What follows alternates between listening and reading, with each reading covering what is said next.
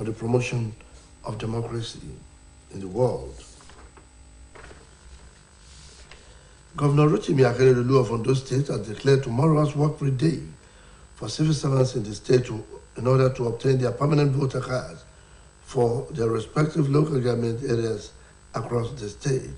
This was contained in a statement by the Chief Press Secretary to the Governor, Mr. Richard Olatunde, who called on the people of the state to place premium on the collection of PVC to enable them exercise their franchise in the forthcoming elections. The Governor called on civil servants and artisans and all residents of the state who are eligible to vote to use the opportunity and collect their PVCs at their various wards and local government areas. The Sultan of Sokoto and President General, Nigerian Supreme Council for Islamic Affairs, Alhaji Saad Abubakar III, has told Nigerians to vote for leaders with reputable character in the forthcoming general elections. The leader of Muslims in Nigeria asked Nigerians not to consider the religious or ethnic backgrounds of anybody, but to think of the country first. The Sultan made the call while addressing participants at the 29th regular meeting of the National Council on Water Resources in Sokoto. Oyo State Governor Seyi Makinde has declared that traditional institutions in the state will soon begin to get 10% of the net allocations of all the local government areas in the state. The constitutional allocation, which was paid at 5%, has been a source of complaint from traditional rulers across the country for years. Governor Makinde has, however, indicated that he will find out if the chances will be made by an executive order and start the payment of the 10% before the end of his tenure in office.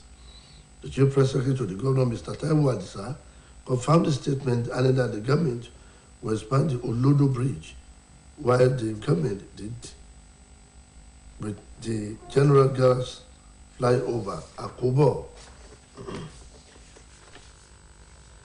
The Central Bank of Nigeria has launched a cash war program across local government areas in Nigeria as part of efforts to facilitate the circulation of new Naira notes.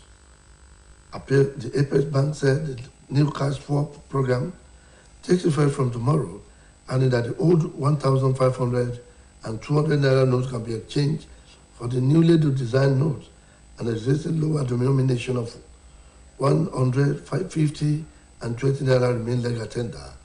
The Apex Bank made this known in a circular addressed to all deposit money banks, mobile money operators, super agents, and agents.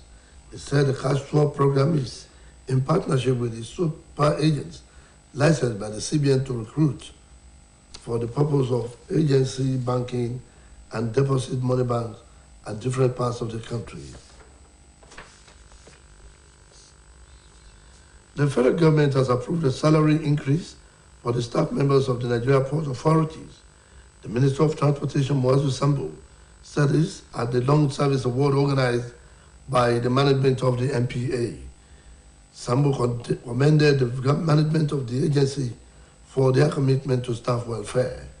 The minister also commended the managing director of NPA, Mohammed Bello Koko, for what he described as his unprecedented performance in revenue generation and remittance. The managing director, Bello Koko, thanked the federal government for their support towards the ensuring increment of staff salaries.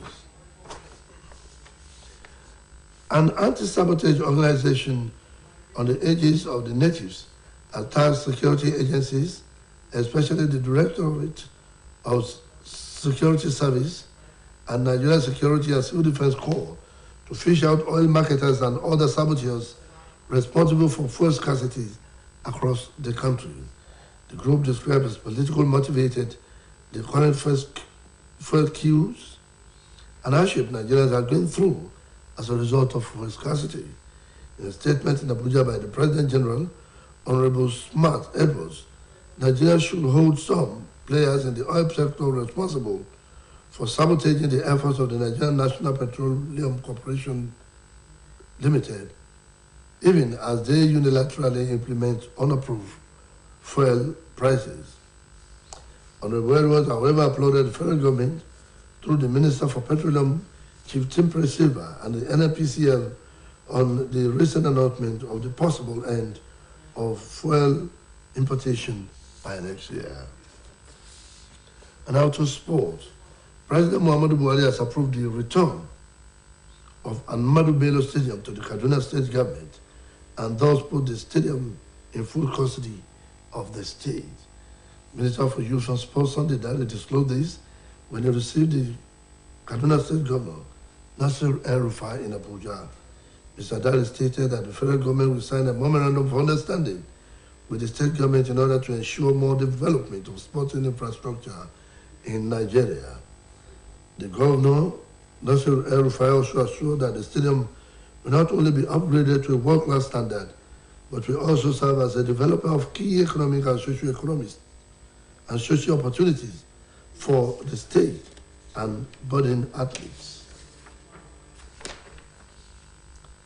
Chad has lifted the suspension of political activities by several opposition parties imposed following a violent crackdown on the demonstrations 3 months ago, a government official said. The ruling military suspended the parties after a deadly crackdown on anti-junta protesters, with forced many into hiding and sparked international condemnation. A government spokesman told newsmen that the party could now resume activity provided they complied with the law. The suspension came after opposition groups encouraged demonstrations to mark the date when the ruling military had initially promised to cede power, a timeline now extended by 2 years by General Muhammad Idris David Itno. That ends the evening news on Osbc TV. Please join us at 7 for Deadline. Good evening.